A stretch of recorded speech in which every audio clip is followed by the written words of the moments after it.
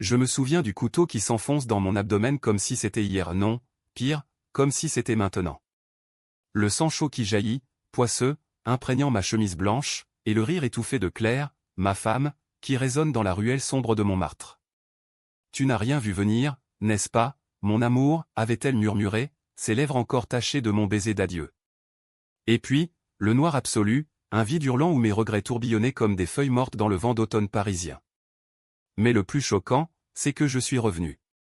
Pas au paradis, pas en enfer, non, dans mon propre corps, 5 ans en arrière, le jour où tout a basculé. Mon cœur battait à nouveau, fort, furieux, dans la poitrine de l'homme que j'étais avant la trahison.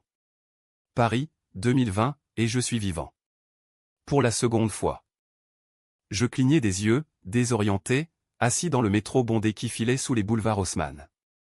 L'odeur de café brûlé et de parfum bon marché m'assaillit, familière jusqu'à la nausée. Ma main jeune, sans les cicatrices des bagarres de bar, tremblait sur la rame. Autour de moi, des visages anonymes, une femme en tailleur lisant Le Monde, un couple de touristes riant bêtement d'une blague en anglais approximatif. Mais moi, Alexandre Duval, 35 ans, je revivais l'instant précis où j'avais rencontré Claire pour la première fois. C'était ce jour-là, dans ce wagon, que nos regards s'étaient croisés. Elle, avec ses cheveux châtains cascadant sur ses épaules, un sourire qui promettait l'éternité. Lui, moi, l'idiot naïf qui croyait encore à l'amour pur dans cette ville de lumière factice. Je descendis à la station Opéra, les jambes flageolantes, et remontai à la surface comme un mort-vivant émergeant de sa tombe. L'air frais de septembre me gifla, chargé de l'odeur des marrons grillés des vendeurs ambulants. Paris s'étalait devant moi, immuable, les arcades du Louvre au loin, les klaxons impatients des taxis, le murmure incessant des passants. Mais tout avait changé pour moi. Je savais. Je savais pour les rendez-vous secrets de Claire avec mon meilleur ami, Étienne, dans les hôtels discrets du Marais. Je savais pour le testament falsifié qui m'avait déshérité au profit d'elle, après ma mort. Et surtout, je savais pour le complot, l'incendie qu'ils avaient déclenché dans mon appartement pour effacer les preuves, me faisant passer pour un suicidaire endetté. Ohan, trahi par ceux que j'aimais le plus. Mon grand-père, le seul qui m'avait vu venir, était mort un an plus tôt, me laissant en héritage sa vieille Peugeot 504, rouillée mais fidèle, garée dans un hangar oublié de la banlieue ouest. Je hélais un taxi, non, pas encore. Pas de gaspillage. Je marchais, laissant la rage se consumer en moi comme un feu lent. Chaque pas était une promesse, je les ferais payer. Claire paierait pour ses mensonges sucrés, Étienne pour sa jalousie mesquine qui l'avait poussé à me poignarder dans le dos littéralement. Et mon frère aîné, Laurent, le fantôme de la famille, qui avait orchestré le tout depuis l'ombre, avide de l'héritage du Val, cette fortune enfouie dans des comptes suisses que grand-père m'avait confiés en secret. Il pensait m'avoir enterré avec mes illusions. Mais j'étais de retour, et cette fois, je serais le prédateur. Arrivé chez moi, un petit appartement haussmannien dans le 9e arrondissement, je fouillais frénétiquement les tiroirs. Les lettres de Claire, déjà là, parfumées à la lavande, me suppliant de l'épouser. Je les déchirai, riant d'un rire amer qui fit sursauter le chat du voisin miaulant derrière la cloison. Puis, le téléphone sonna. C'était elle. Alex ? C'est moi. On se voit ce soir au Fouquet's ? J'ai une surprise. Sa voix, veloutée comme du vin de Bordeaux, me donna la nausée. Dans ma vie précédente, j'avais dit oui, et c'était le début de la fin. Ce soir-là, elle m'avait annoncé notre futur ensemble, pendant qu'Étienne sirotait un whisky au bar, attendant son tour. Non, répondis-je, la voix rauque. Silence de l'autre bout. Quoi ? Alex, tu plaisantes ? Je raccrochai, le cœur cognant. Premier pas. La vengeance commence par le refus. Je sortis, direction la banque. Là, dans le coffre que grand-père m'avait légué, reposait le dossier, des documents jaunis prouvant que Laurent avait détourné des fonds familiaux dès 2015, pour financer ses dettes de jeu. Grand-père l'avait su, m'avait choisi comme successeur pour redresser l'Empire Duval, une chaîne de vignobles en Bordelais, masquée sous des holdings anonymes. Mais Laurent, avec son charme de serpent, avait monté Claire et Étienne contre moi. Ils ignoraient que je connaissais tout maintenant. La nuit tomba sur Paris comme un linceul. Je roulais dans la vieille Peugeot, le moteur grondant comme un animal affamé. Le GPS, un reliquat des années 80 branché de travers, clignotait faiblement. Grand-père l'avait trafiqué, disait-il en riant, pour y guider les âmes perdues. Ce soir, il me guida vers une adresse inconnue, un entrepôt abandonné près de la Seine, à Gennevilliers. Intrigué, je m'y rendis. À l'intérieur, poussiéreux et sombre, une boîte en métal rouillé. Dedans, des clés USB, des carnets codés, et une lettre. À mon petit-fils, si le destin te ramène, venge notre sang. Elle n'est pas ce qu'il semble. Mon sang se glaça. Laurent n'était pas seulement cupide, il était un meurtrier. Il avait tué notre père en 2005, un accident de voiture pour l'assurance. Le secret que grand-père avait enterré pour protéger la famille. Je passais la nuit à décrypter les fichiers sur mon ordinateur portable, un café noir amer comme ma résolution. Les preuves s'empilaient, transferts illégaux, faux témoignages, même des photos de Laurent avec des truands marseillais. Claire? Elle n'était qu'un pion, séduite par l'argent, mais Étienne. Il savait pour le meurtre du père. Ils étaient tous complices. À l'aube, alors que le soleil se levait sur la tour Eiffel, rougissant l'horizon, je pris ma première décision controversée, je falsifierai un document. Pas pour voler ou pour piéger. J'insérai une clause dans un contrat bidon, envoyé anonymement à Laurent via un courriel proxy. Rencontre ce soir, où les flics seront pour papa. La tension montait, palpable comme l'humidité d'une cave bordelaise. Je me sentais vivant, vraiment, pour la première fois depuis ma mort. Mais la peur rôdait, et si cette seconde chance n'était qu'un cauchemar? Non. Je serrais le volant, direction le Bordelais. Il était temps de revisiter les vignes familiales, là où tout avait commencé. Là où Laurent m'avait juré fidélité, un verre de Château Margaux à la main. Ce soir, ce serait du poison métaphorique. Les vignes s'étendaient à perte de vue sous le ciel bas du Médoc, un tapis vert ondulant comme la mer agitée de mes souvenirs. J'arrivais au domaine du Val au crépuscule, la Peugeot tout sautant sur le gravier de l'allée bordée de cyprès centenaires. Le château, avec ses tours Renaissance effritées, se dressait comme un géant endormi, ses fenêtres aveugles reflétant le sang du couchant. Dans ma vie antérieure, c'était ici que Laurent m'avait convié à une réconciliation familiale fatale, un dîner arrosé de vin fin, suivi d'une chute accidentelle dans les cuves de fermentation. Mon corps retrouvé noyé dans le mou, la presse parlant d'un tragique ivresse. Mais cette fois, je venais en conquérant. Le majordome, vieux Jacques, m'accueillit avec un haussement de sourcils. Monsieur Alexandre? Vous n'aviez pas prévenu. Sa voix craquelée portait l'accent du sud-ouest, teinté de suspicion. Jacques savait que grand-père lui avait confié les secrets. Où est mon frère? Demandai-je, entrant sans invitation. La grande salle, avec ses tapisseries jaunies et son âtre éteint, puait le renfermer, comme un tombeau. Laurent surgit de l'escalier, impeccable dans son costume sur mesure, un sourire carnassier aux lèvres. Frangin. Quelle surprise. Viens pour l'héritage, hein? Grand-père t'a gâté avec sa ferraille roulante. Son ton était léger, mais ses yeux froids comme l'acier me jaugeaient. Nous dînâmes en tête-à-tête, un Bordeaux 2015 coulant à flot. Il parla affaires, les vignobles en perte de vitesse, les concurrents chinois rachetant tout. Toi et tes idéaux romantiques, Alex. Laisse-moi gérer. Signe ça, et on est quitte. Il glissa un papier et le contrat que j'avais falsifié, avec la clause piégée. Je feignis l'hésitation, sirotant mon verre. Et Claire? Elle sait pour ça, lâchai-je, l'air innocent. Son sourire vacilla. Claire? Une distraction. Comme Étienne pour toi, non? Le nom d'Étienne, lancé comme une grenade. Dans ma tête, les images affluaient, nos soirées au bar Le Procope, nos confidences d'ivrogne. Étienne, qui m'avait trahi pour une promotion, pour elle, pour l'argent de Laurent. La nuit avança, et la tension s'épaissit comme le brouillard montant de la Garonne. Après le dîner, nous descendîmes à la cave, ces catacombes de bouteilles millésimées où notre père avait été accidenté à un faux pas sur l'échelle, la nuque brisée. Laurent, un peu ivre, se mit à fanfaronner. Papa était faible, tu sais. Comme toi. Mais moi, j'ai sauvé la famille. Je hochai la tête, attendant. Puis, le piège se referma. Mon téléphone vibra à un message anonyme, que j'avais programmé, preuve du meurtre envoyé à la police. À moins de. Il pâlit, attrapant son verre si fort que le pied se brisa. Qu'est-ce que c'est que ça, Alex? Tu bluffes. Je souris, pour la première fois depuis ma résurrection. Et si je te disais que j'ai vu papa mourir? Que j'étais là, dans l'ombre? Le mensonge le frappa comme un coup de fouet. Il bondit, me plaquant contre les casiers de chêne. Espèce de raté! Tu n'as rien. Sa main autour de ma gorge, je sentis le sang affluer, pas de peur, mais d'exaltation. Dans ma vie passée, j'aurais supplié. Cette fois, je ripostai, un genou dans l'aine, un coup de coude au plexus. Il s'effondra, haletant. Les flics arrivent demain, Laurent. Confesse-toi, ou tout sort. Je le laissai là, pantelant, et remontai. Dehors, la lune baignait les vignes d'une lueur spectrale.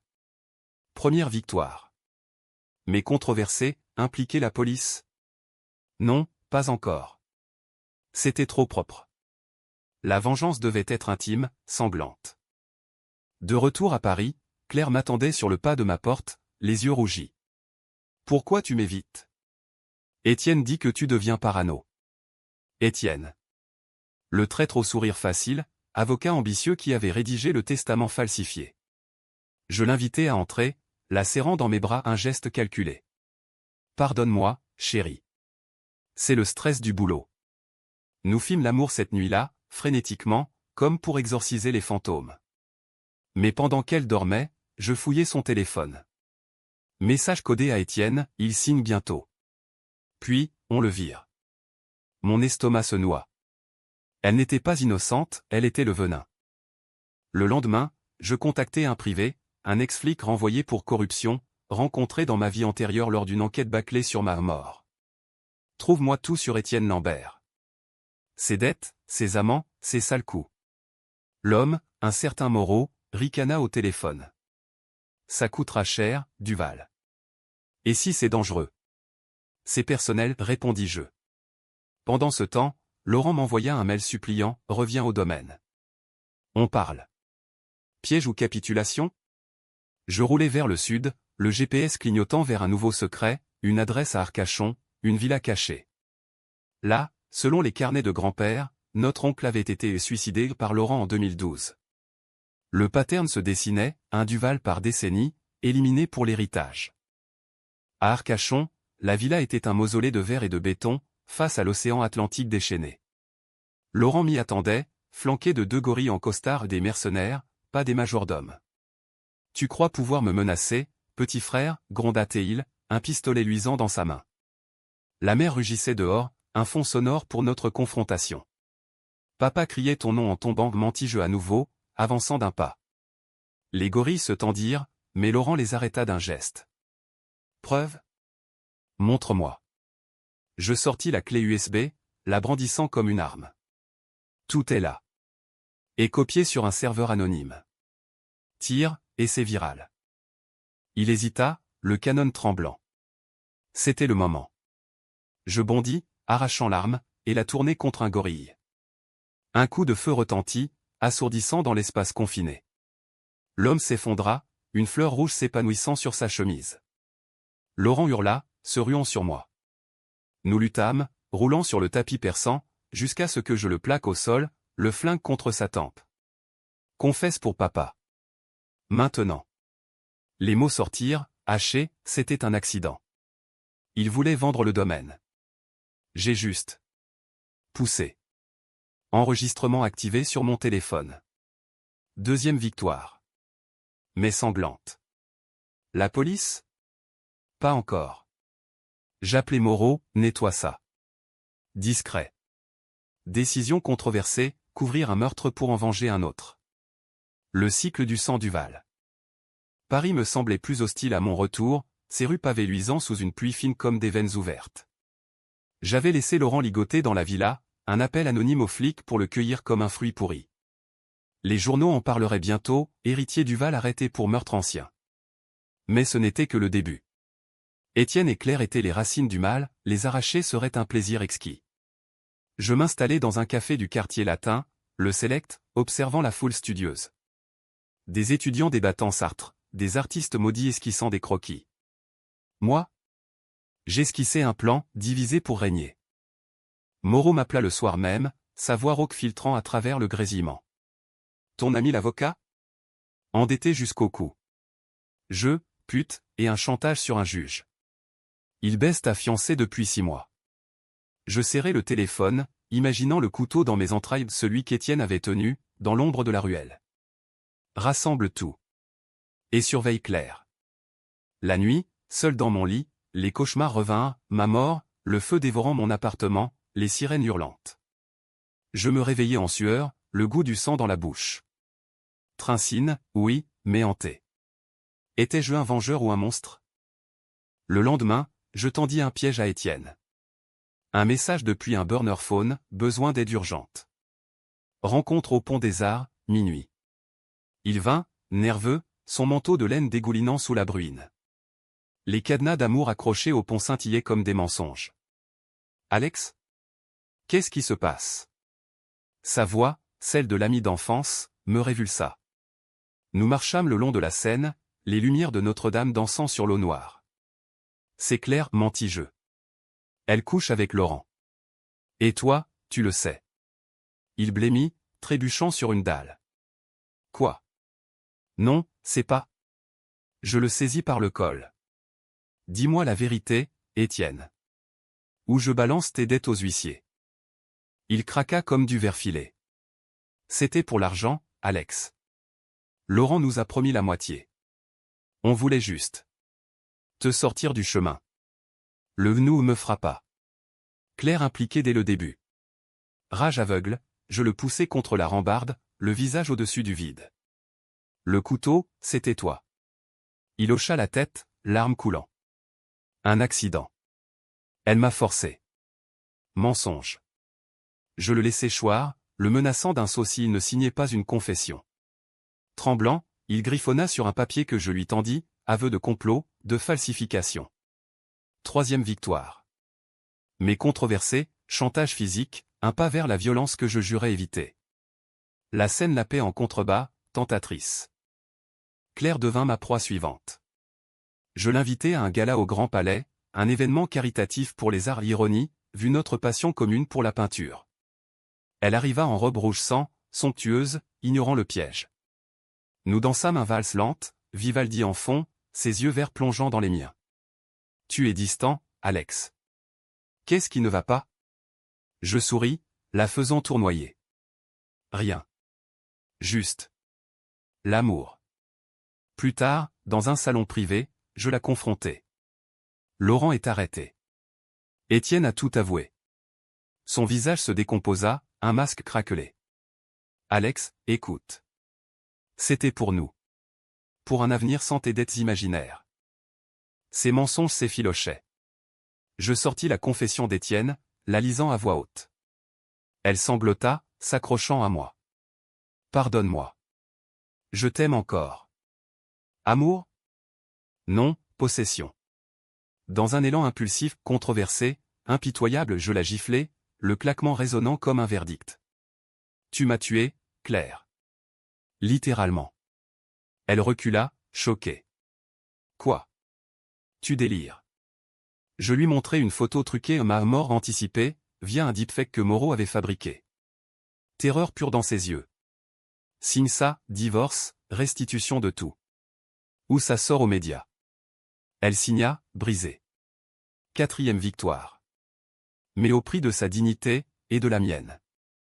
La tension culminait.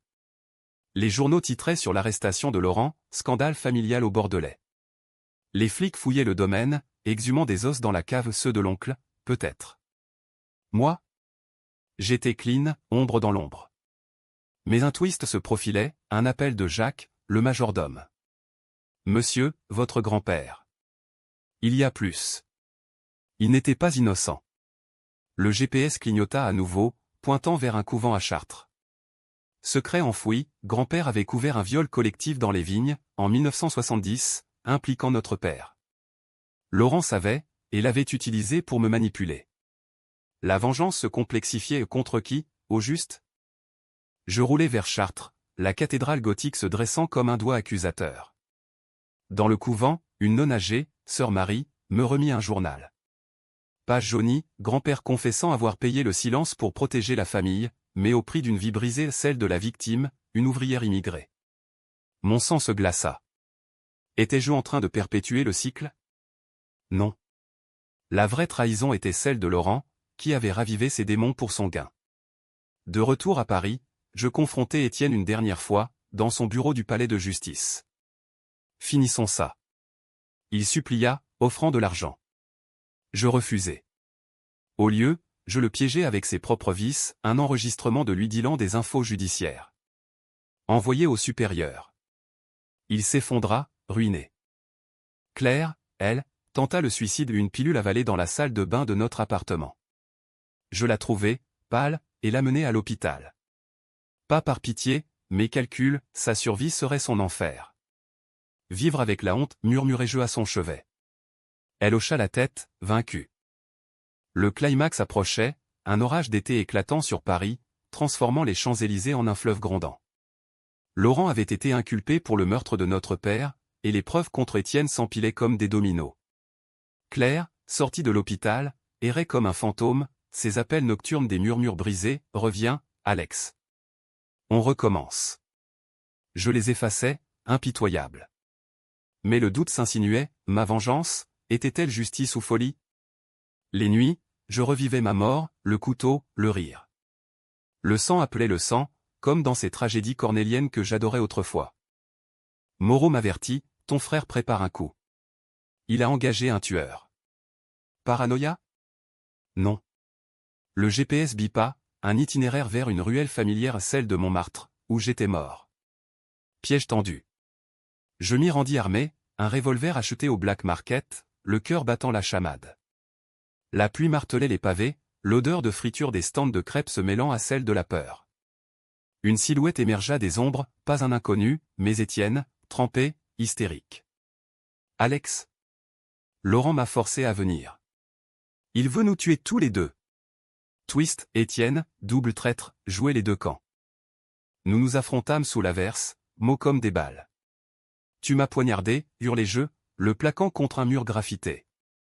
C'était elle. Claire. Elle tenait le couteau. Mensonge ou vérité? Dans ma mémoire, c'était sa main, gantée, mais son rire à elle. Il se débattit, griffant mon visage. Le revolver tomba, glissa dans une grille d'égout. Corps à corps, nous roulâmes dans une flaque, le sang de nos coupures se diluant dans l'eau sale. Je le maîtrisais, le poing sur sa trachée. Finissons en. Mais un bruit, pas lourd. Laurent, avec ses gorilles survivants, surgissant d'une voiture noire. Frères réunis, ricana-t-il, un fusil à la main. La fusillade éclata, chaos de flashs et de cris. Une balle effleura mon épaule, brûlante. Je plongeai derrière un container, Étienne gémissant à mes pieds, touché à la jambe. Laurent avança, silhouette démoniaque dans la pluie. Tu aurais dû rester mort, Alex. Grand-père t'a choisi par pitié. Ces mots ravivèrent le journal de Chartres, le viol couvert, la malédiction familiale. Et papa? Tu l'as tué pour ça? Il rit. Pour le pouvoir. Comme grand-père a tué pour le sien. Nouveau twist, grand-père n'était pas victime, mais bourreau. Le cycle infini. Je ramassai une barre de fer rouillé, chargeant comme un taureau. Un gorille s'interposa, je l'assommai, le crâne craquant sinistrement. Controversé, meurtre en légitime défense? Laurent tira, manquant. Étienne, rampant, attrapa une pierre, la lança frappant Laurent à la tempe. L'occasion. Je bondis, le désarmant, le plaquant au sol. Pour papa. Pour moi. Mon poing s'abattit, encore et encore, le visage de mon frère se déformant en bouillie sanglante. La police arriva, sirène hurlante, alertée par un appel anonyme, le mien, avant de venir. La pluie lava le sang, mais pas ma âme. Laurent, inconscient, fut emmené menotter. Étienne, geignant, accusa Claire dans son délire. Elle? J'allais la chercher à l'hôpital, la traînant dans la tempête. C'est fini. Tu as tenu le couteau. Ses yeux s'écarquillèrent. Non. C'était Étienne. Vérité révélée, elle avait regardé, complice, mais pas actrice. Twist cruel, la traîtresse ultime était l'absence de courage. Je la laissai partir, brisée, dans la nuit. Pas de mort, pire, la vie sans masque. Les jours suivants furent un tourbillon, interrogatoire, avocat, flash des paparazzi. Je clamais l'innocence, les preuves falsifiées par inquiétude fraternelle. Laurent confessa tout sous pression, meurtre, détournement, le viol ancien. Étienne, ruiné, se suicida en cellule karma ou lâcheté. Claire disparut, rumeur de monastère en Provence. Moi? J'héritais enfin, les vignes, nettoyées du poison. Mais controversé, j'avais couvert le passé de grand-père, payant le silence de sœur Marie pour 100 000 €. Le sang du Val coulait encore. L'automne enveloppa Paris d'un manteau ocre, les feuilles du Luxembourg craquant sous mes pas comme des os brisés. 6 mois après le carnage de Montmartre, la ville bruissait encore du scandale du Val, couverture de Paris Match, débats enflammés sur BFM, psychanalyste disséquant la malédiction familiale. Laurent pourrissait à Fresnes, condamné à perpétuité pour meurtres multiples. Les vignes prospéraient sous ma houlette, vendues à des investisseurs éthiques. Ironie, vu mon âme tachée. Mais la vengeance, une fois assouvie, laisse un vide béant, un écho dans les couloirs du château vide. Je revis Claire un soir d'hiver, par hasard, au pied de la tour Eiffel illuminée. Elle était changée, cheveux coupés courts, manteau usé, yeux hantés par des ombres que je connaissais trop bien. Alex, murmura-t-elle, la voix un fil ténu. Nous nous assîmes sur un banc, la scène murmurant des secrets. Je suis désolé. Vraiment. Ces mots, sincères? Ou manipulation résiduelle? Je lui tendis une enveloppe, 50 000 €, pour recommencer ailleurs. Va. Oublie-moi. Elle pleura, mais partit sans un baiser, fin d'un amour empoisonné. Le twist final vint du GPS de la vieille Peugeot, ce gardien fidèle. Une nuit, seul dans l'appartement, il s'alluma seul, traçant un chemin vers un cimetière de banlieue. Intrigué, je suivis, la voiture ronronnant comme grand-père en personne. La tombe, pas la mienne, mais celle d'une inconnue, Élise Moreau, la victime du viol de 1970. Fils illégitime? Non. Une lettre gravée, ton sang n'est pas maudit. Brise le cycle. Était-ce grand-père, depuis l'au-delà? Ou mon subconscient? Je compris, la vraie trahison était l'inaction. J'avais vengé, mais pas guéri. Décision finale, controversée, je publiai le journal de Chartres anonymement, via un blogueur. Le scandale éclata à nouveau, histoire de viol impuni, procès posthume contre la famille Duval. Les vignes? Vendues à une coopérative de femmes immigrées, réparant un tort ancien. La presse me traqua, l'héritier repenti. Faux. J'étais un survivant, un phénix calciné. 1 an plus tard, je marchais sur les quais, une nouvelle femme à mon bras, pas d'amour fou, mais une quiétude. Paris, éternel, pardonnait-elle? Non. Mais moi, peut-être. La lame dans mon abdomen n'était plus qu'un fantôme. J'avais tué des illusions, des traîtres, et une part de moi. Qu'as-tu couru? Pas tout à fait. BKCH, oui, mais avec une lueur, le sang répandu fertilise, si on le laisse. Je montai dans la Peugeot, le GPS clignotant vers l'inconnu. Où maintenant, grand-père, murmurai-je. Le silence répondit, complice. Et ainsi, la vengeance s'achève, non en triomphe, mais en exorcisme. Paris continue de briller, ses lumières masquant les ténèbres. Moi? Je vis, pour la 3e fois.